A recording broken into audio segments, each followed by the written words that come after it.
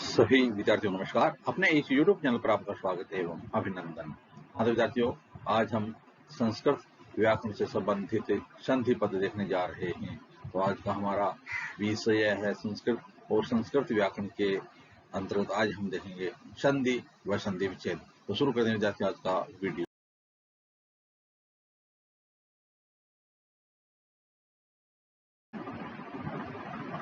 हाँ तो विद्यार्थियों, अब हम देख रहे हैं संधि व संधि विच्छेद। आज का हमारा पहला पद है खगालय। हाँ तो आज हम पहला जो पद हमारा वो क्या है, खगालय।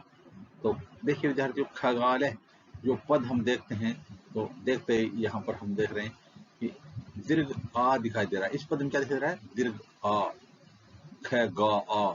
तो जब जहाँ पर दीर्घ आ दिखाई दे तो वहां पर हम सवर्ण दीर्घ संधि करके देखते हैं। सवर्ण दीर्घ संधि, सवर्ण दीर्घ संधि कब होती है विद्यार्थियों, जब प्रथम पदांत अ या आ हो और द्वितीय पदार्थ भी अ या आ हो तो उसका आ हो जाता है। इसी प्रकार से ए, प्रथम पदांत ए या ई है और द्वितीय पदार्थ भी ई या ई है, तो ऐसी स्थिति में ये हो जाता है।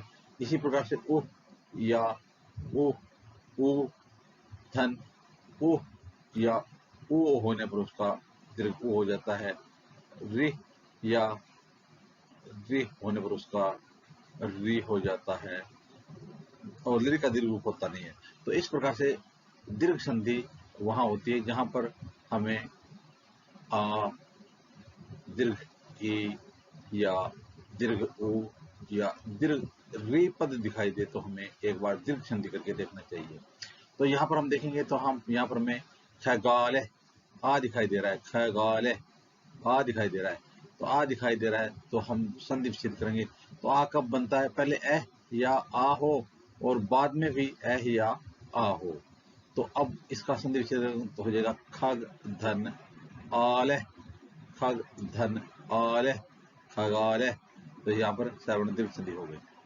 अगला हमारा पद है वो है सुरेंद्र, सुरेंद्र। तो आप यहाँ पर देख रहे हो ए की मात्रा आपको दिखाई दे रही है, सुरेंद्र। कौन सी मात्रा दिखाई दे रही है, यहाँ पर ए की मात्रा दिखाई दे रही है। तो ए की मात्रा कब होती है, जब यानी गुण संधि में होती है। कौन संधि में, जब गुण संधि होती है तो वहां पर ए या ओ की मात्रा होती है, ए ओ या अर। तो देखिए ए ऊपर जो ए की मात्रा है इसको लाने के लिए हमें पहले यानी ए ओ अर ये तीन ये गुण है। तो यहाँ पर ए की मात्रा लाने के लिए पहले ए या आ रखेंगे और द्वितीय पदार्थ में ह्रस्व ई या दीर्घ ई रख देंगे। ओ की मात्रा लानी है तो पहले ए या आ रख देंगे और द्वितीय पदार्थ में ह्रस्व उ या दीर्घ उ रख देंगे। यदि अर लाना है तो बाद में री रख देंगे। तो ए या आ के बाद में जब ए या ए आता है तो उसका ए हो जाता है।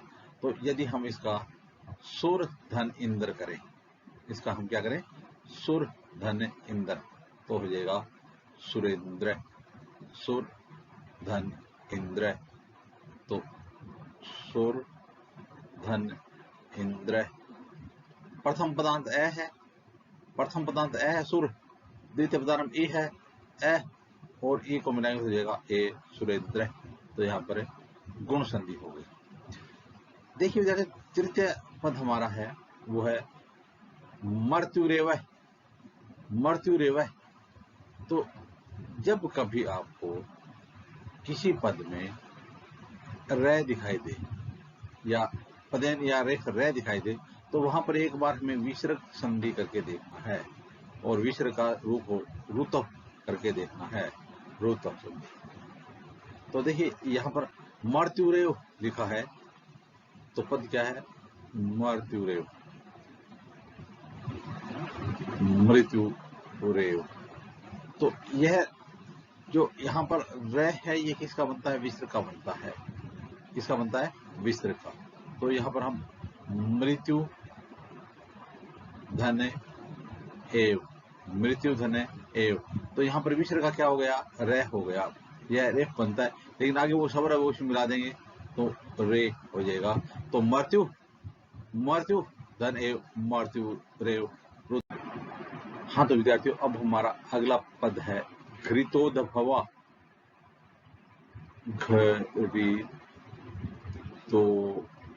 घृतोद्भवा, घृतोद्भवा।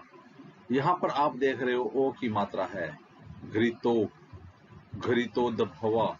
तो ओ की मात्रा ये, तो इसके लिए हम पहले गुण संधि करके देखेंगे।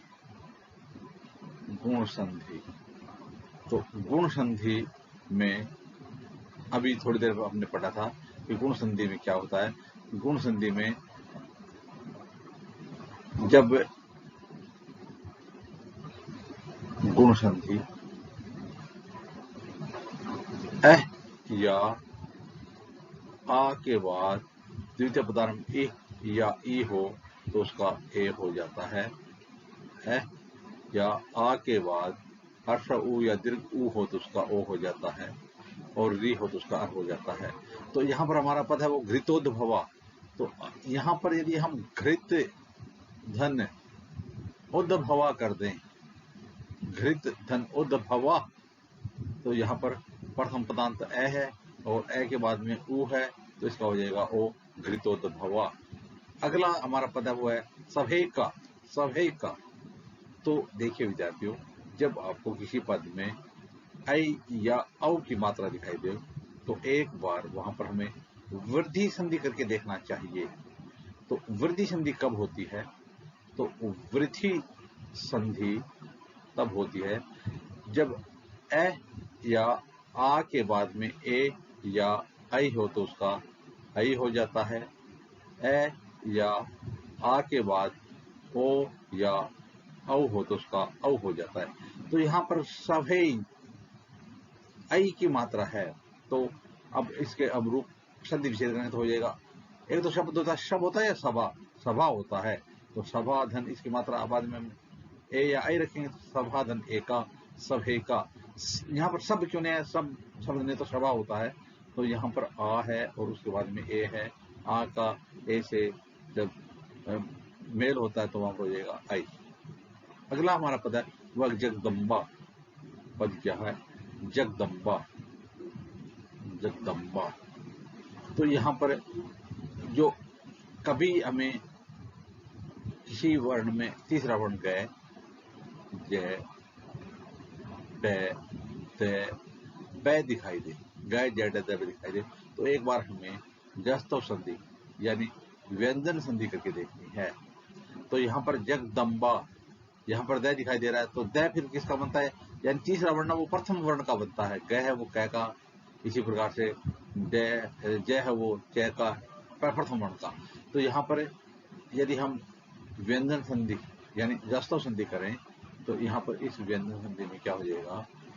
जगत धन अम्बा, जगत धन अम्बा। तो यहाँ पर प्रथम पदांत प्रथम वर्ण, उसके बाद में तीसरा चौथा वर्ण या फिर शवर होते स्थिति में जो प्रथम वर्ण वो अपने तृतीय वर्ण में बदल जाता है तो हो जाएगा जगदम्बा, जगदम्बा। यहाँ व्यंजन संधि होगी। अगला है मधवरी, मधवरी। तो थोड़ी देर पहले हम एक और पद भी देखा था। तो जब यानी ये या वै से पहले व्यंजन हो, आधा अक्षर हो ये और वै से पहले, तो हमें एक बार वहां पर कौन सी संधि करके देखेंगे? वहां पर एक बार हमें यण संधि करके देखनी चाहिए। तो यण संधि में यानी ये या वै से पहले यदि व्यंजन है तो सबसे पहले उस व्यंजन को पूरा करते हैं, और उसके बाद में यदि यह है तो इ या ई रखेंगे, और यदि वह है तो उह या ओ रखेंगे। तो यहाँ पर है मधवरी, तो सबसे पहले आधे अक्षर को पूरा करने हो जाएगा मध, आगे वह ना मधव, तो यहाँ पर मधु धन हरि, मधु धन हरि मधवरी। तो यहाँ पर कौन संधि होगी? यण संधि होगी। तो इस प्रकार से विद्यार्थियों आज हमने संस्कृत व्याकरण से संबंधित कुछ संधि पद देखिए। आगे आने वाली वीडियो में इसी प्रकार से संस्कृत व्याकरण संधि देते रहेंगे। आप भी अपने यूट्यूब चैनल के साथ बने रहिए। वीडियो देखने के लिए धन्यवाद।